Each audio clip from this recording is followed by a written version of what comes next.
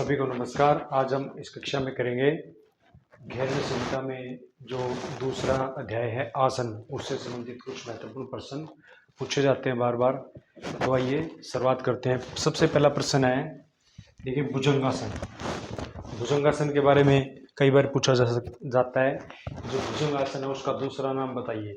तो इस आसन में शरीर का आकार भुजंग को क्या बोला जाता है? सर्प, मतलब सांप के समान हो जाता है, इसलिए इसको क्या बोला जाता है?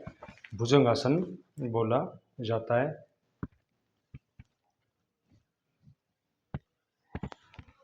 तो बहुत ही महत्वपूर्ण प्रश्न है ये कि भुजंगासन का दूसरा नाम बताएं। तो याद रखेंगे सर्प। क्या होता है? सर्प। तो भुजंगासन का दूसरा नाम होता है सर्प, और जिसको क्या बोला जाता है? सांप। तो इसमें जो मानव शरीर की आकृति है वो सांप के समान हो जाती है। पीछे 2-3 बार ये प्रश्न पूछा जा चुका है। इसी में अगला प्रश्न है हमारे पास वृक्षासन। तो देखिए नाम से ही पता चल रहा है यहाँ पे कि वृक्षासन के बारे में पूछा गया है। तो वृक्षासन, इस आसन में शरीर की आकृति वृक्ष के समान हो जाती है। तो ये भी कई बार पूछा जाता है कि वृक्ष के समान जो आकृति है वो कौन से आसन में होती है? तो उत्तर इसका रहेगा वृक्षासन।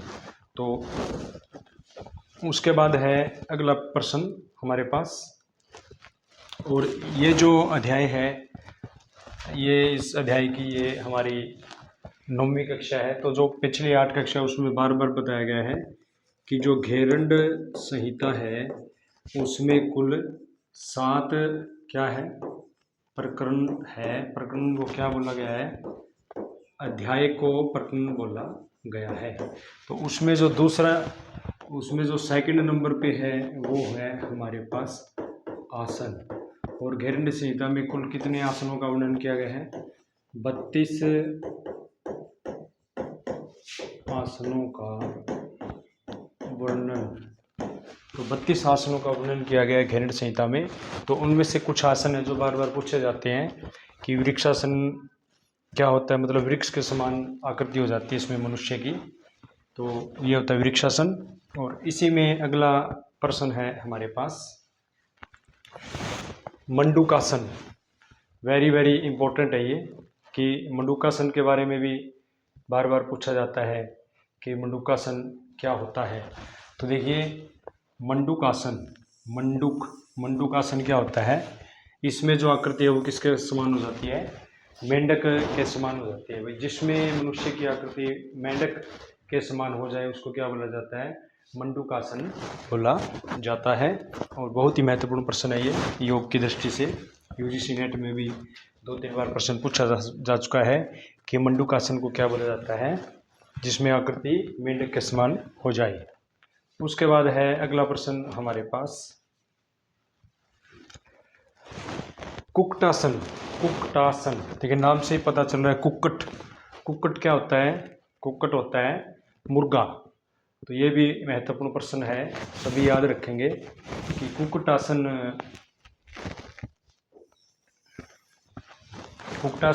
का अगर दूसरा नाम पूछ लिया जाए तो उसका अर्थ होता है मुर्गा किसका अर्थ होता है? कुक्कुटासन का होता है। और इसमें जो मनुष्य का जो शरीर है वो क्या हो जाता है? एक मुर्गे की भांति क्या है? दिखाई देता है। तो इसको बोला जाता है kukkutasana. Very very important question ये यूजीसी नेट की दृष्टि से। उसके बाद अगला प्रश्न है हमारे पास उत्कटासन। तो देखिए उत्कटासन का मतलब क्या है ये यहाँ पे पूछा गया है। तो सभी याद रखेंगे इसको। क्योंकि इसमें जो आदमी मनुष्य जो होता है वो लिखा गया है इसमें कि उत्कटासन क्या होता है? बैठने से क्या होती है? उत्सुकता। बैठने से क्या है? उत्सुकता झलकती है। और उत्सुकता के समय व्यक्ति इसी प्रकार बैठता है ताकि यदि जल्दी से कुछ काम करना हो तो तुरंत उठ जाए। ठीक है। और इसलिए इसका नाम क्या पड़ा? उत्कटासन। ये भी आप लोगों को अच्छी तरह से याद रखना है कि उत्कटासन क्या होता है ये, कि इसमें बैठने से क्या, जिस आसन में बैठने से उत्सुकता झलके वो कौन सा आसन कहलाता है, उत्कटासन कहलाता है। उसके बाद नेक्स्ट क्वेश्चन है इसी कक्षा में,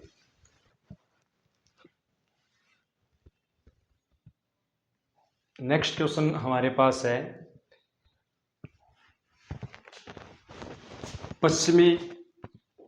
पश्चिमोत्तानासन क्या होता है। पश्चिमोत्तानासन के बारे में बताया गया है कि पृष्ठ भाग को ताना जाता है, इसलिए इसको क्या बोला जाता है, पश्चिमोत्तानासन।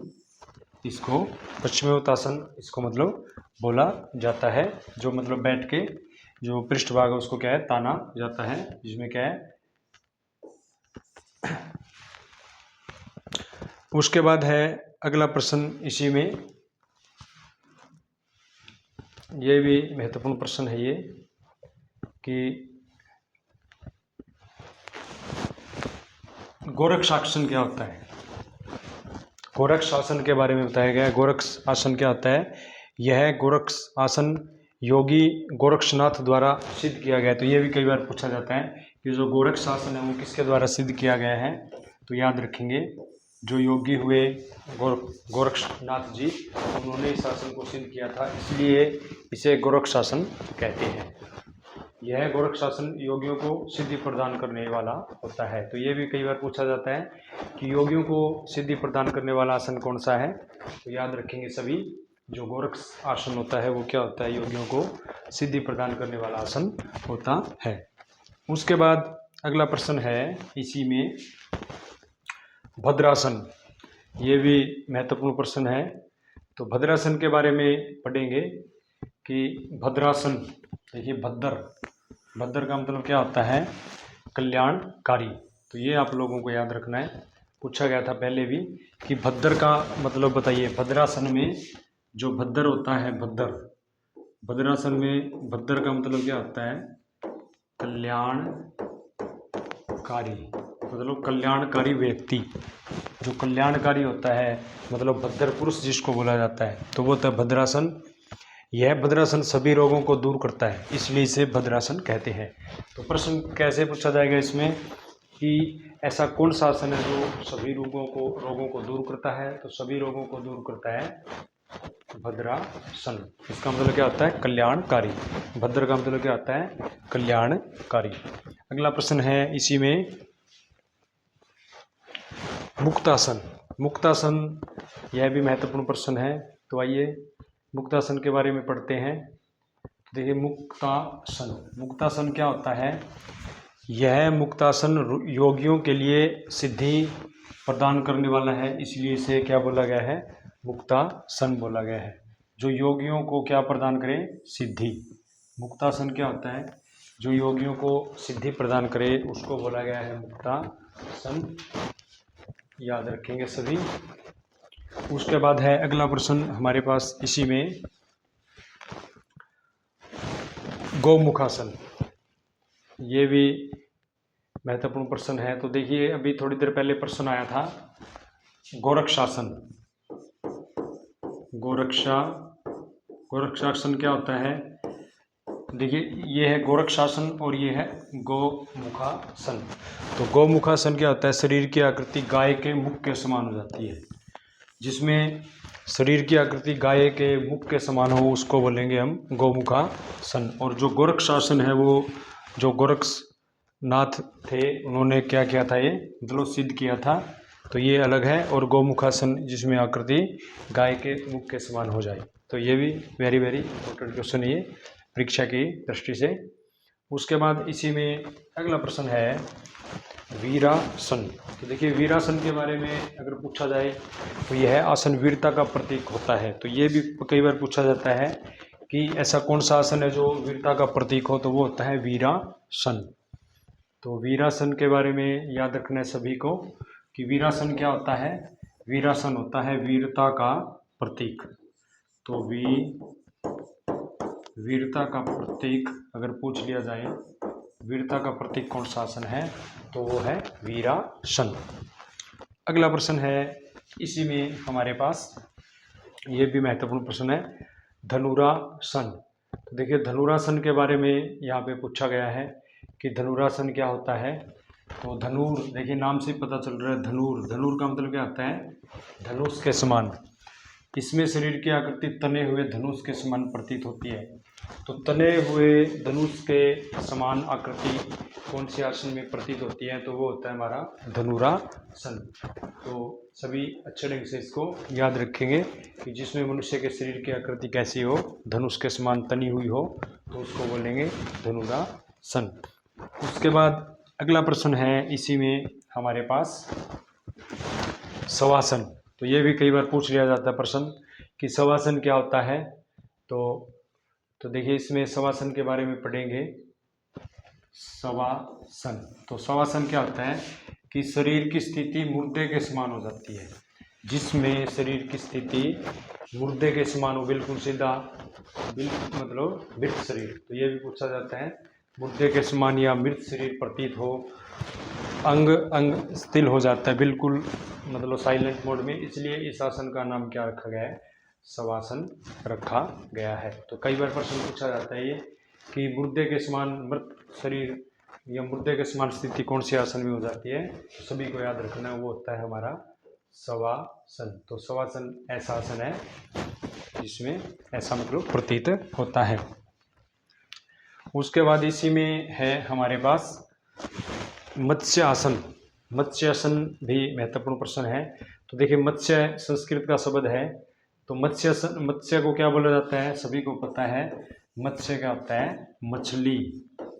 तो जिसमें मनुष्य की आकृति किसके समान हो, मछली की आकृति के समान हो, तो उसको बोला जाता है मत्स्यासन। तो ये भी आप लोगों को क्या है, याद रखना है कि मत्स्यासन में जो आकृति है वो मछली के समान हो जाती है। अगला प्रश्न है इसी में, तो घेरण संहिता में वर्णित 32 आसन। तो देखिए ये भी महत्वपूर्ण प्रश्न है, याद रखना है सभी आसनों के नाम।